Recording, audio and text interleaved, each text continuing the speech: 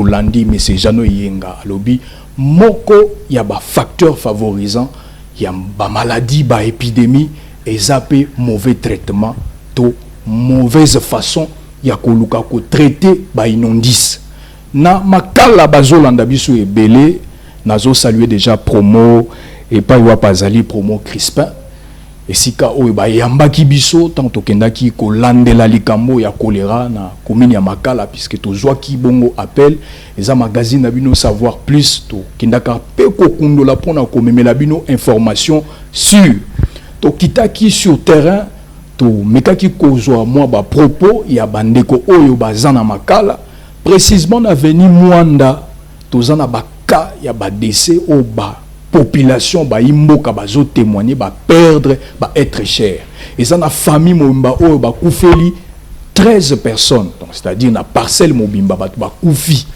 na ko témoigner ngonga imoko te mais ba image ezali je crois que régie ezo balancer les biso image wana pona ko luka pe ko faire comprendre bino ba témoignage ya bandeko oyo bazo vivre choléra ozata msuna kimbanseke ozana ngaliema ozana monga fula na ebité ozana commune nini ozoko ignorer choléra mais ozobosana ke choléra wana mode de transmission nango eza kaka soki o touché to simbi eloko déjà o eza infecté to liaka to melaka mai bazoteka partout na Kinshasa ba bouteille ya mai to sombaka ba jus si la personne ou azoteka biloko wana aza contaminé frères, sœurs, en tout cas, bandeko, kinois, papa, maman, au cause la contaminé. Alors, pour éviter cela, et Seigneur Nabiso, tozoango au sérieux. Bakonziamboka, bazoa ko mbulunga na te, bazoa ko tungisa biso te, tozobwa kambela o pona ko sensibiliser population na biso. Population ya makala bazo vivre na situation moko ya vie très compliquée. Bozo landa bino moko na ba image. Bazoti la biso ba image wana toko zonga lisusu après pour ko continuer na numéro na biso ya après-midi à lelo. Je suis le docteur Donatien Missamou. Je suis médecin-chef de staff au centre de santé et maternité Bimazi, là où nous sommes précisément. En absence de notre médecin directeur qui est le docteur Bimbamini, c'est comme ça que je prends la parole. Nous sommes ici à Makala, dans l'aire de santé Bolima et zone de santé Makala. Donc c'est le centre de santé Bimazi. Entre parenthèses, c'est le plus ancien de Makala, parce que c'est un centre qui a vu les jours depuis 1961. Donc c'est vraiment le centre le plus ancien de Makala. Oui, effectivement, les cas de choléra existent, nous les avons vécus. Actuellement, la situation est un peu améliorée, mais sinon le cas existe. Nous avons vu plusieurs cas ici. Mais nous déplorons seulement la participation ou le soutien de nos autorités. Il n'y a pas vraiment un soutien total. La zone de santé nous a porté ce secours, mais qui a été vraiment minime, qui ne pouvait pas vraiment aider la population. Si je peux résumer, nous sommes déjà au niveau de plus de 25 cas que nous avons réussi ici. Et Dieu est grand, nous avons quand même réussi à les sauver. Bien qu'ailleurs nous attendons de morts par-ci par-là, mais ici quand même avec les plus de 25 cas que nous avons réussi, nous les avons tous sauvés. Mais si les autorités, tant locales, provinciales, nationales, s'ils peuvent nous venir en aide, ça serait une bonne chose. Merci beaucoup. Vraiment, docteur, c'est très encourageant. Ça rassure quand même la population qu'il y a aussi des centres qui maîtrisent la maladie en question. Mais la choléra, au fait, étant que technicien, c'est comment vous pouvez l'expliquer? Quels sont les gestes barrières? Ok, la choléra, c'est une maladie c'est ce que nous appelons une maladie des mains sales. Oui. Une maladie des mains sales que nous attrapons juste par nos manières de vivre. Et nous avons souvent l'habitude de ne pas laver les mains avant de manger. On ne se lave pas les mains avant de manger. Et la contamination peut aussi passer par l'eau, et puis par les matières fécales.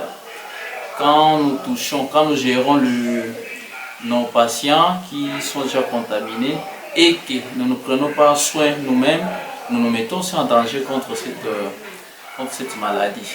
Donc, le mesure barrière qu'il faudrait prendre, premièrement, de se laver les mains, mieux se protéger, il faut se laver les mains à tout moment. Dès que nous touchons tout ce que nous pouvons toucher, avant de mettre quelque chose dans la bouche, il faut se laver les mains. Quand nous saluons les gens, avant de faire quoi que ce soit, il faut toujours se laver les mains. Donc, que le lavage de mains devienne continué dans nos habitudes. Et c'est là que nous pouvons le vaincre. Et pour ceux aussi qui sont déjà en contact avec le patient ou ceux qui sont déjà malades, c'est à eux aussi qu'il faudrait encore vraiment marteler sur les mesures de protection. Parce qu'ils sont vraiment en contact direct. C'est comme si et nous, le corps soignant, nous sommes en contact direct avec le malade. Nous sommes mieux exposés que les autres. Sinon, moi je pense qu'il n'y a pas, au-delà de ça, pour les autorités, c'est plus... il faudrait aussi qu'ils jettent coup d'œil dans nos environnements.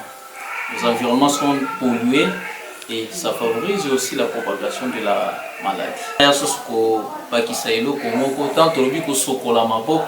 Ça signifie que on a savon. Je ne peux pas citer les noms du savon ici, mais certainement tu as savon ni autre ça les laka on a mais ce qui peut bon à ressemble à savon ezali.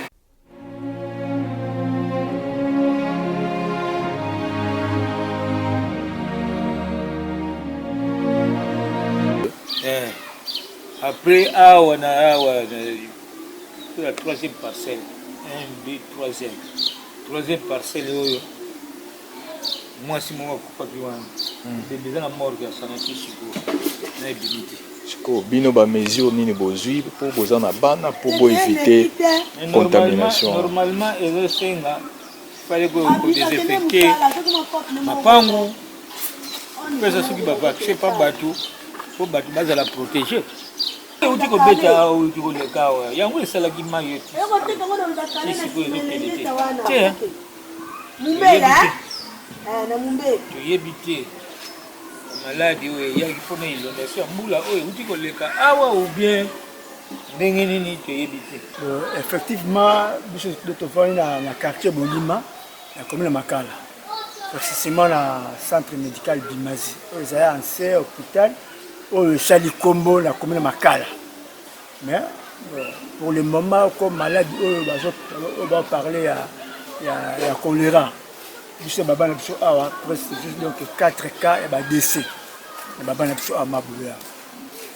Moko Bakunda qui est semaine passée, Moko Bakunda qui est c'était le mardi. Bon, mais sous na Bakunda Bakunda vendredi ou vendredi, Bakunda samedi. Alors donc ça va conduire si les moyens baya ko sunga biso. Pour baba na en tout cas déjà inondé. Donc comme pour te dire ko simba na baba le combien possible. Boy avenue ya dawa tu daba ko fali apona ni. Fali ba ko pour les effecter avenue pour des heures daba ko kufa face na biso bat ba uti okufa mibali. Fali ba des effecter ni avenue ya liboso la pression merci na ndenge bo sali suivi na sala contrôle ona bikambo oya coronavirus en face nanga bakufi wana mwasi na mobali donc ezali kamoko eza kopesa biso na pasi moyen ya kobima kutu eza kozala te toza bloqué biso ba mosusu ngai moko naza koloba naza bloqué depuis événement wana salami naza kobima te po eza kopesa ngai pasi na motema on sait jamais na kobandela wapi ekena kosuka wapi entre temps bakonzi ya mboka bayoki yango baza pe komona il fallait basala suivi ndenge boza kosala suivi kotinda pe bato baya koinfecte bakisi na kati ya balabala oyo tina bakaniveau toza na 2 caniveau awa afa ngambo na ngambo donc mai eza efanda esika moko ekendaka te. Donc wana nyonso tout banani bakaniveau eza bloqué. Donc eza kopesa infection na ekoprovoquer infection na banzoto ya biso bato. Donc c'est le moment bino bakundi botala biso likambo oyo. Botini la biso vraiment immédiat baminganga baya tia bakisi po basuka bakisi na balabala oyo. Ko banda parti à niveau ya côté kuna na point jusqu'au point au baké na côté na côté niveau ya réseau toza na kala mopembeli toza musika te likamone na kokoloba oyo esalingai na sengi na bino bakundi bosunga biso bosonga na koloba pona biso tozalaki bien to ana besoin que oyo eza hôpital ya centre bazo yamba baka ya diarrhée na minute odo il fallait kaka gouvernement ya ministre santé ya po aya ko désinfecter avec po tozana kimia bana congé mais to kimi